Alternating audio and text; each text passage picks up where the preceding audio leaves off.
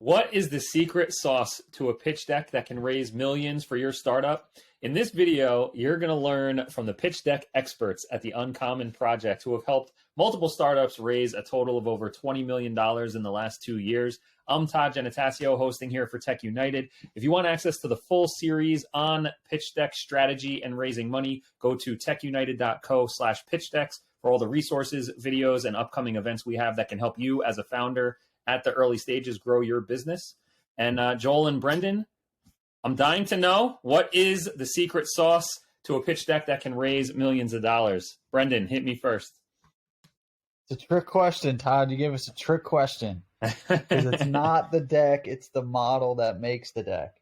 What I mean by that, it's the underlying components. It's your business model. It's how you plan to solve the problem that you're solving, and it's how you plan to acquire the company, the customers that have this problem, and how you plan to make money.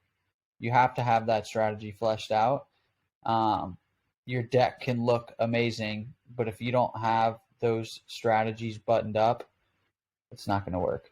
No investor's going to invest in you. Therefore, your deck is not sufficient. Yeah. And I think this is also the value that you guys bring to the table in companies like yours, because if, let's say I'm a startup founder and I'm like, oh, I have to get my pitch deck designed because I have a pitch coming up, and I Google or I go on Upwork or something, and I'm like, oh, let me get a pitch deck designer. And they're going to take my content and make it look pretty, and my pitch is going to flop, and I'm going to get laughed out of the room if I even get a meeting from it, right? And so when you work with a designer is going to help someone make their deck look pretty, right?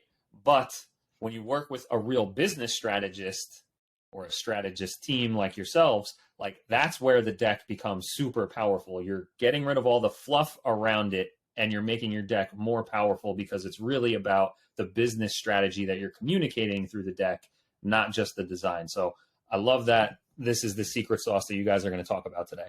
Which means the content should take probably 2, 3, 4 times longer than you think it's going to take. Mm-hmm.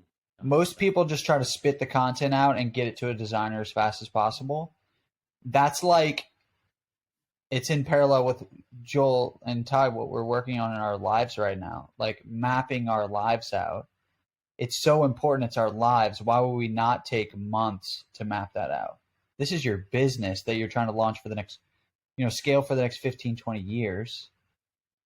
Mapping out the content within the deck, which means mapping out the model that this foundation is going to be based upon, is the single most important thing you do. This should take a long time. It should take a lot of thought. You should question it the first 4 times you do it. You should send it to people, get them to question it, poke holes in it. This isn't something that you just wrap up as fast as possible so you can get it designed.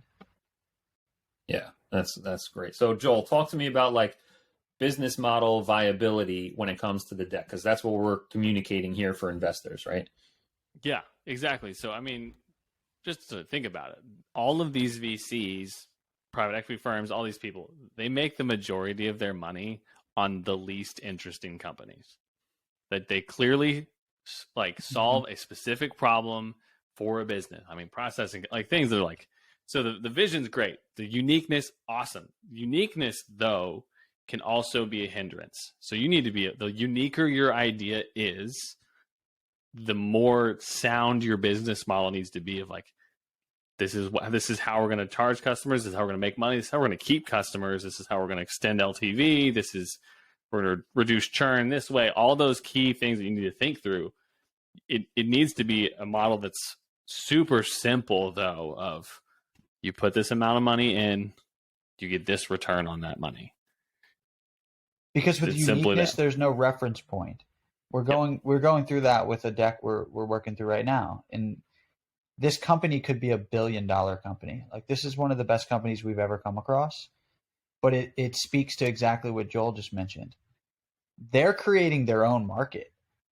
Like, they literally have their own market. They've trademarked their own market. But because of that, it's so unique. Their deck's all over the place. Yeah. Because they haven't simplified it and explained it in a way. And if an investor comes across this, it's like, uniqueness is great, but I have no reference point. I can't be like, oh, this is just like this company we invested in, or I can see the similarities, so I can buy in because the trust is there. You have to add more specificity into your deck the more unique you are. Yeah, I think that's true. And I think a lot of founders, even when it's not true, believe that they are so unique that they try to just say, we're the first, we're the first person ever doing this.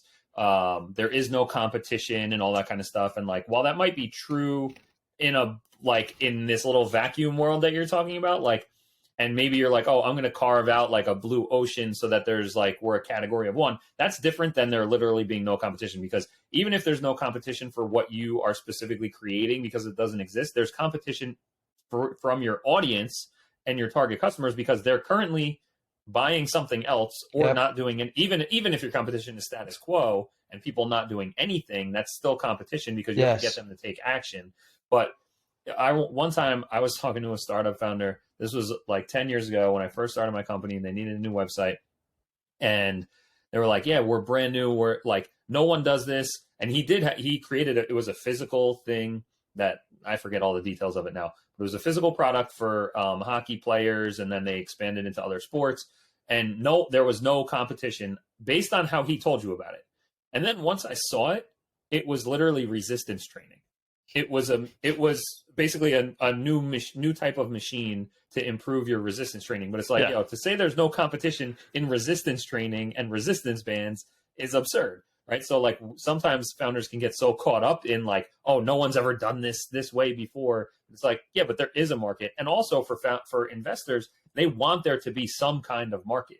So even if you are creating this new trademarked industry, you have to still be able to show them, like you said, in a simplified business model that it's viable. Like, oh, great, you're creating a new market. That means there's no customers available, right? So what are some tips that you guys have for founders to make sure that they're communicating in that simple way, like you said? Like, what are some tips for simplifying how you communicate your business model and showing the viability? Yeah, I mean, even on the topic of uniqueness, because we do want to be unique, especially because you're at this early stage, you are selling also vision of something that's not yet to exist. One thing we've seen, like the deck that we're working through right now, is the storyline. Again, we're going back to story, like we mentioned in the past several videos. This is the next iteration of. That's a great just narrative thread to go, oh, it's this, but better because it solves this problem better than this ever has. So because we've added this to it. Yeah, like exactly. Get specific. It's the consolidation of this, and this. Yeah, it's finding that key, and maybe the uniqueness is just the market. This exists here, and here. No one's built it for this market. Yeah. We're not any different than this, but none of them have gone here. So it's green pasture. Like there's different ways to play on the uniqueness without having to be the first laundromat barbecue restaurant. Like you don't want to do that. That makes logical sense because you eat your barbecue, you spill it on your shirt, you got to throw it in the laundry. And then your clothes smell like barbecue. It's great. It works for me. That's great. It's just like having some sort of reference point for them to, because they have a whole, like, they want to move forward with you. They deep dive into research. They have a whole research team that does competitive intel to see, is this a viable investment? So you don't want them to go unearth what they think, because if you don't tell them, they're going to go put you in a category. Regardless of how hard you try to be unique, they're going to go put you in an industry and a segment to kind of have to do research of other companies that raise money and where they're at revenue wise, if you're a viable investment, right? Yeah, Brendan, go for it. From a practical measure here, I think it's like what I recommend a lot of people do, and it's interesting that a lot of founders don't even think about this, is break your company up into all the separate verticals that you have. So you have marketing, under marketing, you have, organic, you have acquisition, then you have sales, then you have product development. Whatever your company is, right, you'll have these different verticals within the business.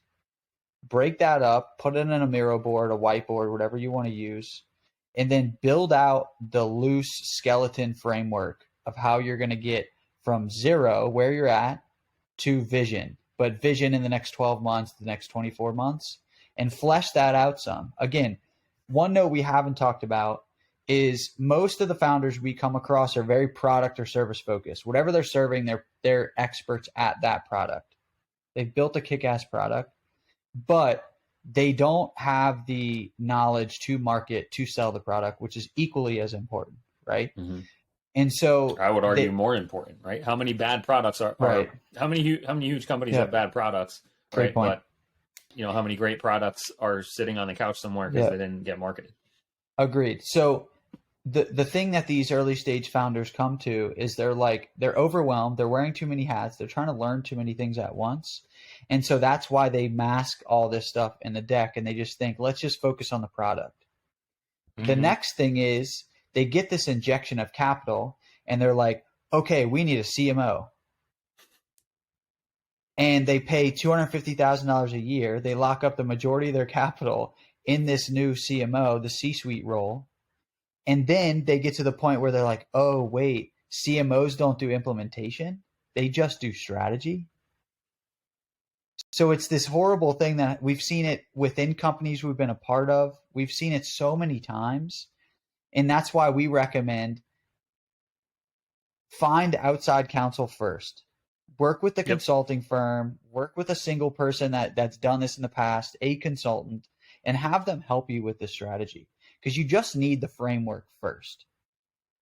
But that way, when you do raise, and this is a little tangent, I understand, but when you do raise, you can use that capital to implement, which is the most important to thing. Acquire customers. Yeah. You can spend as many dollars as possible to acquire customers. That's what you want to point to the most. Yeah. I think what you guys what comes to the table when hiring out, obviously this is like a little bias for all of us, but it's true, is that as a startup founder, you develop a product, you're an expert in what you're doing, right? You're not an expert in pitch decks. You're not an expert in marketing acquisition. You're not, you're not an expert in those things. And so thinking that you can go it yourself, sometimes it's just foolish to even think that. So it's like, kind of like the house buying process. Like when you buy your first house, like even when you buy your second or third house, like how often, I don't know the number, but like the average person buys 3 houses in their lifetime, maybe, like if that, and like 10 years apart. So a real estate agent is buying and selling houses multiple times a month. So you need an expert in the process. And it's literally impossible for you and useless for you to become an expert in home buying when you buy 3 houses in your whole life spread apart by decades. Like, so when you're a founder putting together a pitch deck, putting together your business strategy and all these models, like you don't need to dedicate your whole life to becoming an expert in each one of those little verticals of the business. Like that's where I think like looking at our core mission and functionality as a business is this product and delivering this to our customers. And that's what you need to be an expert in. And that's what most founders are an expert in. And then like, how can we bring in the support from other ways, whether it is in-house or not, but like finding people who have the same way you have that expertise in the vehicle you're creating for your customers, you need to have experts in those other areas too. Yeah. Because founders, the more roles you take on, the more you sacrifice. Mm-hmm. And one thing that I think we all share is I'll tell founders this straight up when they're trying to do too much. It's like, dude, you're sacrificing. What is this going to look like in 5 years? Are you still going to have a relationship with your kids, with your wife? Like, focus on what you're best at. I'll ask them, hey, dude, what do you love doing right now about your business? Mm-hmm. Okay, let's build a business around that where that's the only thing that you do. Because that's how you're going to be successful. And that's the way I think a lot of founders need to think. They need to do that much earlier, because you always say, oh, I'll do that when I get money, or I'll do that when I raise my Series B. And they put this timeline down the road. And by that point, you're too integrated into the business. You can't go backwards. And this is not just like rhetoric for us to be saying this. I also think from an investor standpoint, if you're looking at founders, you don't want a founder who's going to let themselves be distracted in all these different directions. You want to see a founder who's like, this is where my strength is and where I'm going to flex my muscles. And when we raise our money, and we're going to use the investment to create support around that, so everyone is doing their best job at their best capacity. And it plays into transparency and authenticity, 2 big things. We've talked about that in the rest of the series, which you guys can check out at techunited.co/pitch decks. Make sure you go there, subscribe, and check out all the resources. But I think another thing that you said very quickly, Joel, that was super powerful to me was when we talk about uniqueness of a company, and a lot of tech founders, like that's what we think. It's brand new. We're super unique. And even when that's true, having a reference point, like that's what you use, the word reference point. And I think a lot of people are like, oh, I don't have competition, or I don't like to think about competition because I don't live in a competitive world, whatever those types of like, there's certain people who think that way, and I don't disagree. But when you change it from competition to reference point, how can investors categorize the business so that they know, like, they want as little risk as possible in the business?